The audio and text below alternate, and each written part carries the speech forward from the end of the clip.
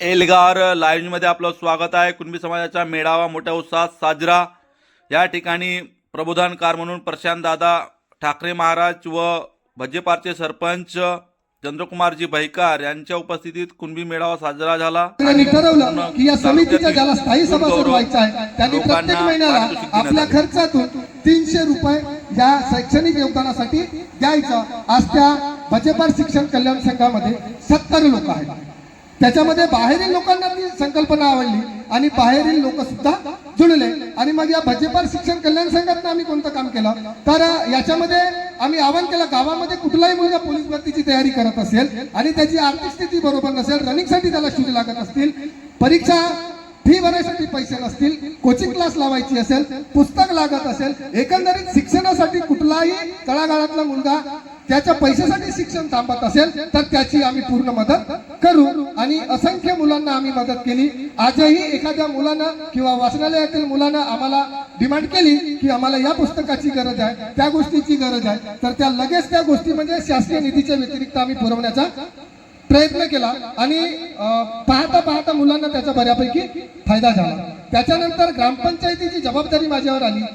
मग गावामध्ये त्या वाचनालयामध्ये नोकरीवर मुलं लागले। मग म्हटलं गावातल्या लोकांना प्रोत्साहित कसं करायचं, त्यांना पुन्हा यांना प्रेरणा कशी देता येईल, म्हणून मग आम्ही वाचनालयाचा वर्धापन दिवस 12 जानेवारीला करणे आणि वर्षभर वाचनालयामध्ये जेवढे मुलं लागले त्यांच्या आईवडिलांसोबत भजेपार गौरव पुरस्कार देऊन त्यांचा सत्कार करण्याची परंपरा आम्ही सुरू केली। मग सत्कार झाले, आईवडिलांचा सत्कार झाला, मुलांचा सत्कार झाला, तर आपल्यासारखे जे समोर बसलेले दुसरे आई वडील होते त्यांच्या पण मनात इच्छा जागृत झाली की माझ्या मुलाचा या स्टेजवर सत्कार केव्हा होईल। मग त्या मुलाची इच्छा जागृत झाली की माझ्या कर्तृत्वानं माझ्यासोबत माझ्या आई वडिलांचा सत्कार केव्हा होईल। आणि मग वाचनालयातली गर्दी एवढी वाढली मागच्या वर्षी जवळपास 1.5 वर्षाच्या आधी की उन्हाळ्याच्या दिवसांमध्ये आम्हाला वाचनालयाच्या वरांड्यामध्ये सुद्धा त्या विद्यार्थ्यांसाठी सोय करावी लागली आणि ही गर्दी पाहून मी अतिशय प्रफुल्लित झालो, कारण मी थोडासा पुरोगामी विचारांचा आहे। मला मंदिरातल्या गर्दीपेक्षा वाचनालयाच्या समोरची गर्दी मला जास्त आवडते आणि मग मी मनामध्ये ठरवलं की नाही आपण गावामध्ये दुसरं वाचनालय सुरू करू। मग नदीटोला आणि माताटोला छोटे छोटे 2 गावं आहेत। त्या गावातील नदीटोल्याच्या शाळेमध्ये पुन्हा एक जीर्ण शाळेची खोली होती, शाळेसाठी नवीन खोली झाली। त्या खोलीमध्ये आम्ही मागच्या दिवाळीमध्ये टेबल खुर्ची आणि पुस्तकांची व्यवस्था करून दुसरं वाचनालय गावामध्ये सुरू केलं। आनंदाची गोष्ट सांगतो, त्या वाचनालयामध्ये सुद्धा तुम्ही आजही आले, रात्री पण आले तरी तुम्हाला मुलं दिसतील। त्याच्यानंतर दुसरी कल्पना अशी आली की गरिबांचे मुलं तर काबाड कष्ट करून घाम येईपर्यंत अभ्यास करतात, परंतु आताच्या काळामध्ये मुलांना चांगल्या सुविधा मिळाल्या तर त्यांचा अभ्यास थोडा जास्त होऊ शकते। आणि मग मी खनिज डिपार्टमेंट कडनं 10 लाखाच्या 3ऱ्या वाचनालयाची मी इमारत मंजूर करून घेतली। मग आमच्या गावाला गावकऱ्यांनी जे सहकार्य केलं होतं, गावाला स्मार्ट विलेज एक पुरस्कार असतो 50 लाखाचा, तो निधी आम्हाला मिळाला होता। माझी वसुंधरा अभियानामध्ये 50 लाख रुपये मिळाले होते। तर स्मार्ट विलेजच्या पुरस्कारामधनं मी त्या वाचनालयासाठी शौचालय करून घेतला। मग भजेपार शिक्षण कल्याण संघाने त्याच्यामध्ये काही मदत केली आणि तुम्हाला मी सांगू इच्छितो, महाराष्ट्रातील ग्रामपंचायत संचालित एसी पहिलं वाचनालय भजेपारमध्ये आम्ही 12 जानेवारीला सुरू केलं। त्या वाचनालयामध्ये एसी, आरोचं पाणी, पुस्तकं, वायफाय, संगणक म्हणजे अत्याधुनिक शहरामध्ये जे काही वाचनालयामध्ये पैशामध्ये फॅसिलिटी मिळतात त्या माझ्या गावच्या वाचनालयामध्ये अगदी मोफतपणे आम्ही त्या सुविधा पुरवतो। आणि एकंदरीत 2000 लोकसंख्या असलेल्या माझ्या गावामध्ये सध्या 3 वाचनालय कार्यरत आहेत आणि या संपूर्ण वाचनालयामध्ये आतापर्यंत 45 युवक शासकीय नोकरीवर लागले, याचा मला सार्थ अभिमान आहे। आणि पुन्हा महत्वाचं सांगू इच्छितो की भजेपार शिक्षण कल्याणामध्ये जेवढे लोक मदत करतात त्याच्यातले मॅक्झिमम लोक शासकीय नोकरीवर आहेत आणि त्याच्यातले मॅक्झिमम लोक कोणी मुंबईला, पुण्याला, नागपूरला म्हणजे रोजीरोटीसाठी गावाच्या बाहेर आहेत। परंतु एक आनंदाचा विषय असा आहे, गावामध्ये आपल्या समाजातली जी परिस्थिती आहे, एखाद्या गावामधला मुलगा नोकरीवर लागला की सर्वात आधी तो शहरामध्ये प्लॉट घेतो, घर बनवतो, तिथं रहिवासी होतो, त्याच्यानंतर गावाकडे कधी परतून पाहत नाही। परंतु माझ्या गावामध्ये जे समविचारी युवकांची संघटना तयार झाली, एक आनंद आहे की गावातील प्रत्येक युवक हा गावामध्ये आवर्जून गावाकडे डोकावून पाहतो. गावामध्ये एक भजपात कबड्डी स्पर्धा, मोठी स्पर्धा होते.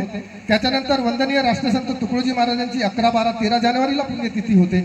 या 2 कार्यक्रमांना आमच्या गावच्या लोकांनी गावाचा उत्सव मानला आणि या 2 कार्यक्रमाला एखाद्या सणाला मुलं येतील नाही, परंतु या कार्यक्रमासाठी गावातील सर्व तरुण मंडळी आवर्जून गावामध्ये उपस्थित असते. आणि मग प्रत्येक महिन्याला आम्ही या युवकांची बैठक घेतो की वाचनालयातील कुठल्या समस्या आहेत, वाचनालयामध्ये तक्रार पेटी लागून आहे, सीसीटीव्ही कॅमेरे आहेत, त्याच्यामधले आम्हाला काही अडचणी दिसल्या का, तक्रार पेटीमध्ये काही मुलांची किंवा मुलींची काही वेगळी समस्या आली का, त्याच्यावर आम्ही विनिमय करतो किंवा भविष्यात आणखी आपल्याला काय करता येईल याच्यावर आपल्याला त्या ठिकाणी आम्ही विचार विनिमय करतो आणि त्या गोष्टींचा तोडगा त्या ठिकाणी आम्ही पूर्ण करण्याचा प्रयत्न करतो. ही झाली गावातील शैक्षणिक चळवळ.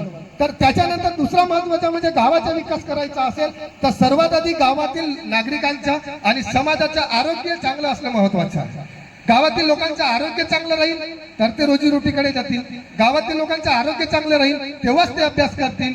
आरोग्य चांगलं राहील तेव्हाच समाजकार्य आपण करू शकतो. आणि एकंदरीत आरोग्य हे आपला पर्यावरणावर आधारित आहे आणि म्हणून आम्ही ग्रामपंचायतीच्या माध्यमातून माझी वसुंधरा अभियान, जे भूमी, जल, वायू, अग्नी, आकाश या पंचतत्वावर आधारित हा एक अभियान आहे महाराष्ट्र शासनाच्या.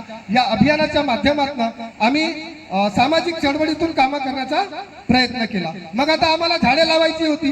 ग्रामपंचायतीकडे निधी खूप कमी होता. नरेगामध्ये जवळपास आता झाडं तर लावले पण झाडं कामाचे लावले पाहिजे, नाहीतर कुठले तरी झाडं लावतो आपण त्यांचा काही उपयोग नाही, ना पक्षी बसत ना फळं लागत. तर मग अशा वेळी आम्ही काय केलं, वसुंधरा अभियानाच्या अंतर्गत गावातील लोकांना काहीतरी अवसर पाहिजे, त्यांना आनंद मिळाला पाहिजे आणि झाडं पण लागले पाहिजे. म्हणून आम्ही वाढदिवसाचं झाड एक संकल्पना आणली की तुमचे जे वाढदिवस आहे तुम्ही मोठे कार्यक्रम न करता ग्रामपंचायतीला 1500 रुपये द्या, आम्ही तुमच्या वाढदिवसाला झाड लावू, आकर्षक ट्री गार्ड बनवू विटांचा, त्याच्यावर पेंटिंग करू.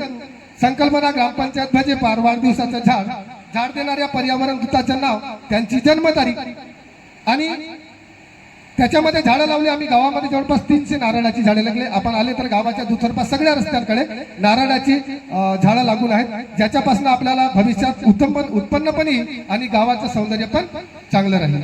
त्याच्यानंतर 10 किलो फेरेण्यात लावली लावतात लोक तोंडाले, पण कोणी फोटो नाही काढत त्याच्या समोर.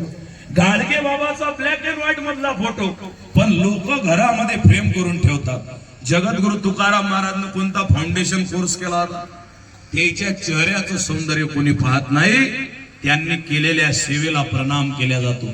तुकडोजी महाराजांचं भजन सांगू, सुंदर दिखता है तो क्या है, तूने सेवाहीन किया है, गली गली में कपडे बदले, बाल में डाले कंगवा. मी नेहमी सांगत असतो, आजकाल पोराईनं त्या हेअरस्टाईल आणल्या, ते खालून पुरे केस कापते वर ते गोबीचं फुल ठेवते. त्याले पाहिलं की आपल्याला विचार पडते, गोबी वावरात पेरली, फुलं इकडे कसे काय निघाले. काही काही जणांना 2 एकर धान नांगरलं, 2 एकर तसंच ठेवलं. आपली केशभूषा आपण सजवली. एक वाक्य सांगू, कोण्या पुस्तकातलं नाही, हे प्रशांत ठाकरेचं वाक्य आहे.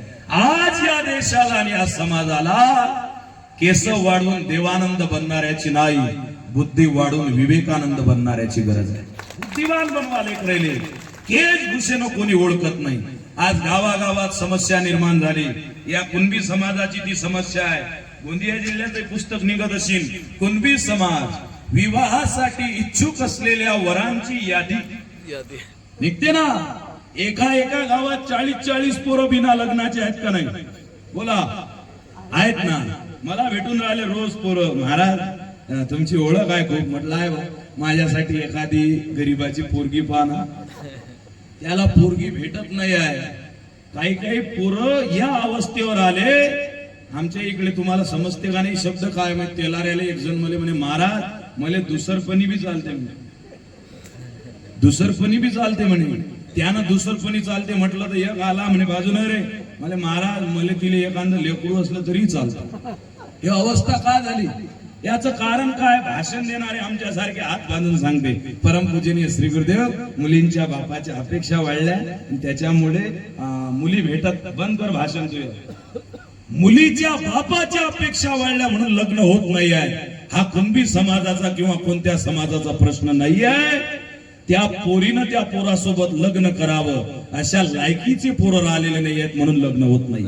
लायकीतला पोरगा असू द्या, 100% निर्व्यसनी पोरगा, बापाचा 1 रुपया न घेता सेवेनं जगणारा आणि कष्टानं जगणारा पोरगा.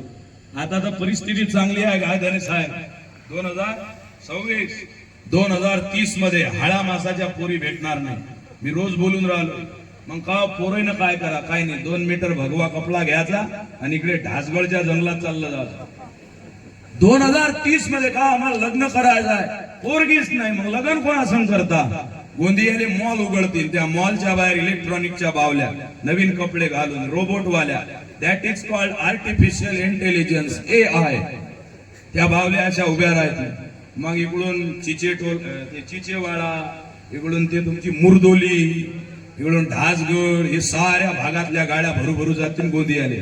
पोराईनं गाडीतून खाली उतरायचं, बावली पुढे उभं राहायचं, चार्जिंग वरल्या बावलीले म्हणायचं, excuse me, I want to marry with you, मला तुझ्याशी लग्न करायचं आहे. मग ते इलेक्ट्रॉनिकची बावली विचारीन, हु आर यू? ते म्हणीन आय एम सन ऑफ उपसरपंच. ते म्हणीन गेट आउट भिकार चोटा. तुझ्या बाप उपसरपंच आहे का सरपंच ते नको सांगू, तू काय कष्ट करतो ते सांग. माझ्या तुकडोजी महाराजांनी लिहिलं, बसलास कशाला आळशी बनायला, चाल पुढं देशाचं काम करायला, दिसायला धट्टा शक्तीनं लट्टा, जेवायला पाहिजे दही दूध मट्टा. जेच पोरग 18 वर्षाच्या पुढे गेलं, बापानं 1 रुपया देऊ नका त्याला, कारण तो बापाला पैसे द्यायची मशीन समजत आहे. तो टी शर्ट वर लिहित आहे, माय पप्पा इज माय ATM कार्ड. दिसायला धट्टा शक्तीनं लट्टा, जेवायला पाहिजे दही दूध मट्टा, काय झालं शेतावर जायला काय झालं शेतावर जायला, उगा मागतोस भीक, अरे काहीतरी शिक, चाल पुढं देशाचं काम करायला. बापाचा धंदा होता भिकेचा, तो काळ गेला तो फोकट जगायचा, काय झालं भिकारी व्हायला. तुम्ही गोंदिया जिल्ह्यातले लोक, जागोजागी वाघ आहे तिकडे, वाघ पाहिले महाराष्ट्रभरातून लोक ताळोबा देतात का नाही, सरपंच येतात. गिधाळींचं तोंड जर दिसलं तर लोक तिले पाहतात का? गिधाळ नाही. ते जर सकाळी दिसली गिधाळ तर लोक तिला पाहत नाहीत, अपशकुन आहे म्हणतात.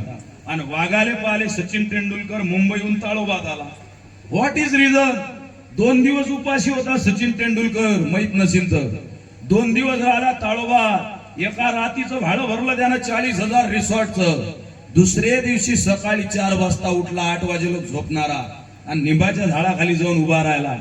त्याला एक वाघ दिसला तर त्यांना ट्विटरवर लिहिलं, today I am very happy because I seen real tiger of Tadoba. मी आज आनंदित आहो कारण आज मी ताळोबाच्या जंगलातला रिअल वाघ पाहिला. आपल्या भाषेत त्याला पितांबर्या म्हणतात. तो वाघ पाहिला, आनंदित आहो मी आज. सचिन तेंडुलकर ज्याच्या सिग्नेचरची ऑटोग्राफची जग वाट पाहते, तो वाघाला पाहण्याकरता रिसॉर्टवर 2 दिवस मच्छरामध्ये जंगलामध्ये मुक्काम करते. आणि गिधाडीचं तोंड दिसलं तर माणूस पाहत नाही का? कारण वाघही मांस खाते, गिधाळही मांस खाते, पण दोघांच्या मांस खाण्यामध्ये फरक आहे. गिधाळ जनावर मेलं की आयतं मांस खाते, आणि वाघ जंगलाचा राजा आहे, तरी दररोज पंजे वर उचलते, नका पुढे करते, मान ताट करते, शिकारीचा वेग पाहते, छलांग मारते आणि स्वतःच्या मनगटाच्या जोरावर शिकार करते. पाहिजे तेवढं खाते, बाकीचं टाकून देते. दुसऱ्या दिवशी नवीन शिकार करते, कारण तो त्याची शिकार स्वतःच्या कष्टाच्या बळावर मिळवते. ज्याने राजा बनायचा आहे, मोठं बनायचं आहे, ज्याला समजलं नसेल त्याचे कार्ड 2G चे आहेत, 5G मध्ये अपडेट करून घ्या पुढच्या हप्ती. ज्याला राजा बनायचा आहे, ज्याला मोठं बनायचं आहे, त्यानं बापाच्या भरोशावर कितीचा 7-12 आहे ते सोडून द्या, स्वतःच्या मनगटावर राज्य उभं करा. या देशातला सगळ्यात मोठा राजा नेपोलियन बोनापार्ट नाही झाला, कारण तो बापाचं बेट जिंकू शकला नाही. सगळ्यात मोठे राजे छत्रपती शिवाजी महाराज झाले, कारण तळघडात रक्तबंबाळ झालेल्या बापाचं स्वप्न छत्रपती शिवाजी महाराजांनी पूर्ण केलं. ते स्वप्न पूर्ण करणारे लेकरं घडवण्याकरता समाजातल्या प्रत्येकानं कष्ट करावे. असा समाज बनल्यानंतर हा कुणबी समाज शक्तिशाली होईल, धैर्यवंत होईल. चालू देऊ का बंद करू? चालू द्या. चालू द्या.